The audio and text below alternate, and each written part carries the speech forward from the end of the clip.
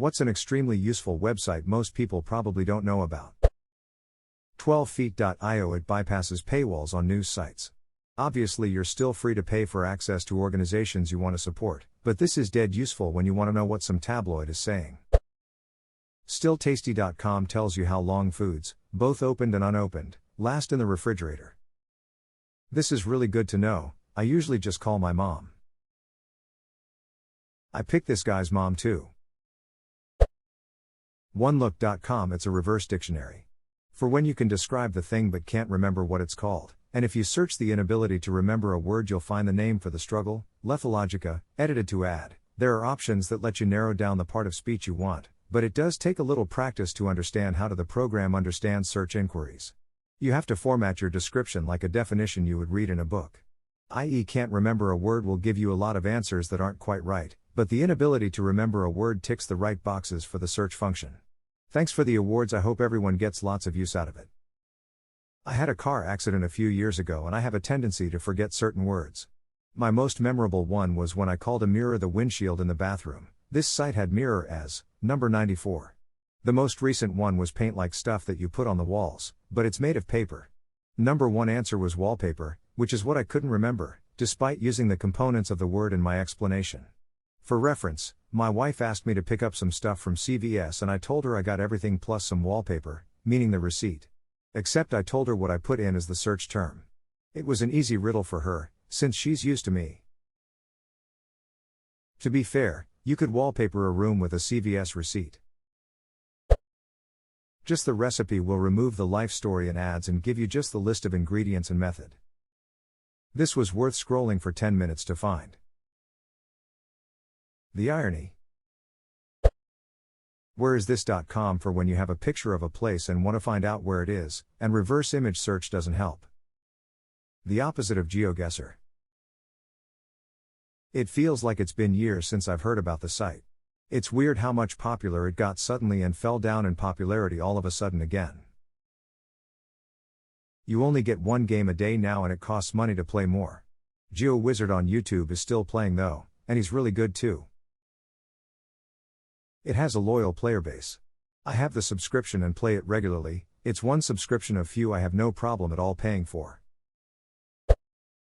Supercook.com helps you figure out dinner based on what you already have in the house. There's also whatadduck-should-to-make-for-dinner.com. Just beam it a file transfer system where you can send a file from one computer to another. The link is only as good so long as you have the site open on your end. I told my office place at my first job, they loved it. Then again, I haven't used it in 9 years, so it may be out of date by now. Reddit killed it. Frown. After all these years, I've hugged a website to death. ihavenof.com access to a curated list of 4,000 documentaries that you can watch online for free. Photopea.com, a free Photoshop clone that runs entirely in your browser. It has an insanely large amount of features and even has PDF editing capabilities. The guy that created it is also a Redditor, Wivenho90. I believe he continues to be the sole maintainer of the project too. Very impressive. I came across these plus many other useful sites from posts in the Rinternet Beautiful subreddit. Highly recommend checking it out. Soap2day.2 is great for movies and shows. bok.cc for books, articles, and textbooks. Remove.bg, honestly a great tool for cropping out backgrounds for editing. Only problem with it is the low resolution download unless you pay for Pro. Then you go to bigip.com where an I doubles the resolution again, a great combo smile edit. For anyone that wants to see how well it works, here's a quick comparison I made i.imgur.com. How good could the result possibly be though? That's like asking for chi level enhance. This has always annoyed me in movies. Your Honor, I have proof the defendant was not where he says he was. As you see, I used this photo taken via 2014 cell phone of a baseball game to zoom in across the entire field too. In fact, verify our perp was not there. His alibi is faked. www.gutenberg.org, older books, sheet music, etc. Also imsulp.org for more sheet music. This place is huge. Ninite.com, if you build computers or work with fresh operating system installs a lot. Ninite creates a single executable that installs any number of open source programs you choose from browsers, to chat, developer tools, and media players. Beyond handy. First thing I do every time I set up a new PC or reinstall Windows. So much better than manually installing a couple dozen programs. Sharklasers.com temporary email accounts. More properly known as Guerrilla Mail, which I like for the practically untraceable aliases it provides in addition to its disposability and handling speed. Terms of service, didn't read, Toster.org. It basically summarizes the terms and conditions for most websites and ranks them on privacy. It's always good to know I signed away my moral rights to Reddit. HaveIBeenPwned.com. Check if your passwords and other data leaked in any data breach. Short answer, yes. Companies have so many data breaches and we typically get no compensation despite our literal identity and data being breached. ThistedHat.com. What kind of glue you use to stick whatever to whatever. WorldCat.org. If you search a book title it will find the closest library that carries it. I was able to find an extremely obscure book at the local college, never would have thought to check there otherwise. Just found a book I had been looking for off and on for 30 years. Thanks. I always love the opportunity to be able to talk about archive.org because it is such a wonderful and free resource for so many things. It has millions of free downloads for music, movies, books, software, etc. One very popular example is that it is home to a very large catalog of Grateful Dead recordings. There is also the Internet Arcade where you can play a lot of classic games along with the console living room which is similar. They have access to tons of old PC games too and you can even play the original Oregon Trail online. There's a lot more in their software section too. It also has the Wayback Machine which has archived more than 624 billion web pages saved so you can go back and see how websites were years ago.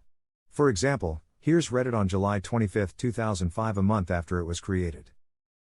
For example, here's Reddit on July 25, 2005, a month after it was created. Looks about the same as I remember. As someone who will continue to opt out of the redesign, it looks about the same as it does now on my end.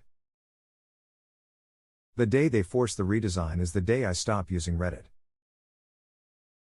I think they know that TBH, otherwise they wouldn't have kept it around this long. Lots of people would rage if they ever got rid of it. Ec.world shows you all the trade data in the world for imports and exports of goods, raw materials, who provides who with what. Massive amounts of data where you can see exactly what country exports what and who it goes to. Massively interesting. If you're into that, came across this as me and my mates were talking about why New Zealand is expensive and what they import-export. Ec.world profile country info. Surprised it's not artvandally.com. Nah, he's thinking of quitting the exporting and focusing on the importing. Cheapshark.com site to compare PC game prices across multiple stores and find the best deals. Disclaimer, I'm the creator. Great site, I've been using it for years to impulse buy games I'll never play. Thanks. Yeah, that tends to be a side effect I've noticed with my own library as well.